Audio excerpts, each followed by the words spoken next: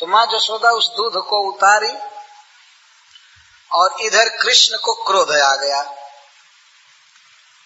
क्रोध आया, क्रोध आ गया कि क्यों मुझे बिना तृप्त किए और चल दी। मेरा कोई ध्यान नहीं रहा, मैं अपना धाम छोड़कर इसके गोद में आया हूँ, ये मेरी माँ है और मेरे तृप्ति का ध्यान नहीं रखती है। बताओ, थोड़े से दूध की रक्षा के लिए हमारा तिरस्कार करके चल दी। तो श्री कृष्ण में क्रोध आ गया, संजात रोष, संजात कोप, स्फुरिता धर्म, संदस दद्भिर दधिमंत भाजनम भीत्वा। क्रोध उत्पन्न हो गया। पहले आप देखिए, कृष्ण के लिए कहा गया काम उत्पन्न हो गया, स्तन्य काम। भगवान प्रेम के भूखे हैं, उनमें कोई कामना नहीं है, लेकिन भक्तों के प्रेम को भोगने के लिए उनमें दिव्य काम उत्पन्न होता है। माँ के स्तनों के दूध की कामना, और कामना जब विफल हुई, पूर्ण दूध पीने को नहीं मिला तो क्रोध हो गया। यह दिव्य क्रोध है, हम लोगों जैसे क्रोध नहीं है। तो संजात कोप स्फुरिता रुणाधरम संदस्य दद्भिर दधिमंत भाजनम भीत्वा। इतना क्रोध उत्पन्न हुआ कि छोटा छोटा होठ अधर कांपने लगा क्रोध से। क्रोध से ओठ कांपने लगा और इसके बाद अपने छोटे छोटे दांतों से अपने ओठों को दबाए। क्रोध में आदमी अपने दांतों से अपना अधर दबाता, तो अधर दबा लिया, स्फुरित अधर, ओठ कांप रहे थे क्रोध के मारे। वाह रे वाह, मेरा ध्यान नहीं रखती है, मेरी तृप्ति और तृप्ति का विचार किए बिना हमको भूमि पर रख कर चल दी दूध बचाने के लिए, तो मैं इस घर को बर्बाद कर दूंगा, इस घर में कुछ भी नहीं रहने दूंगा। बच्चे भी कभी कभी इस तरह क्रोध करते हैं। तो दांतों से ओठों को दबाए, लाल लाल ओठ थे, स्फुरित अरुण अधरम, अरुण अधर को दद्भि दांतों से दबाए और वहीं पर धीरे से देखने लगे कि कोई पत्थर है कि नहीं। तो मसाला पीसने वाला एक पत्थर था।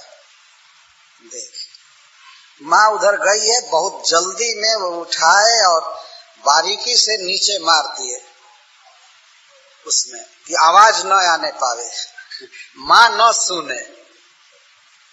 बड़ी कुशलता पूर्वक आर्ट के साथ मारे और वो फूट गया। जो दही मथा जा रहा था वो फोड़ दिए।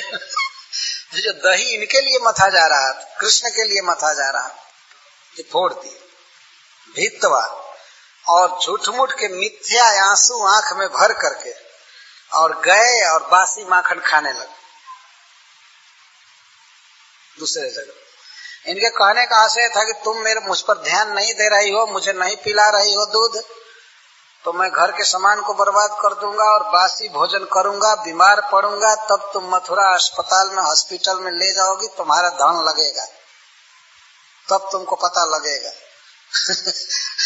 अब मैं बीमार होऊंगा, मानो इस तरह से दिखा रहे थे।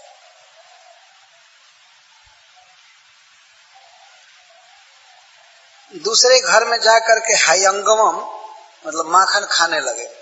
ताजा माखन इसके लिए निकाला जा रहा था कृष्ण के लिए, और इसको बर्बाद कर दिए, तो फोड़ दिए, सारा दही बह गया, नीचे बह गया। और वो गए दूसरे घर में, गए तो भगवान श्री कृष्ण उस दही पर ही चल करके गए, तो उनके पैरों के छोटे छोटे छाप पड़ गए, चरण चिन्ह पड़ गए दही से युक्त। उनको ये बुद्धि नहीं थी कि हम दही जहाँ नहीं है वहां से भागे, तो दही पर से ही भागे, और चरण चिन्ह बता रहे थे कि ये महाशय किस घर में गए। और वहां जा करके उखल को उल्टा करके उस पर चढ़ करके और माखन खा रहे थे, झूठ मूठ के खा रहे थे, खा नहीं रहे थे, वास्तव में दिखा रहे थे कि मुझको बहुत भूख है, मैं मर गया भूख के कारण, और मुझे दूध नहीं पिला रही, ये अपना दूध बचाने दौड़ रही है, तो बचाओ, दूध बचाओ, मैं इधर ये सब समाप्त कर रहा, और घर में जो जमा है माखन उसे भी नहीं रहने दूंगा। जो मथा जा रहा था वो तो बर्बाद कर ही दिया, और जो रखा हुआ था माखन सीके पर उसको बंदरों को बांट रहे थे। पता नहीं बंदर भी कहाँ से उतना जुट गए, सबको बांट रहे थे माखन। घर में कुछ भी नहीं रहने देंगे, इस तरह से नटखटपना दिखा रहे।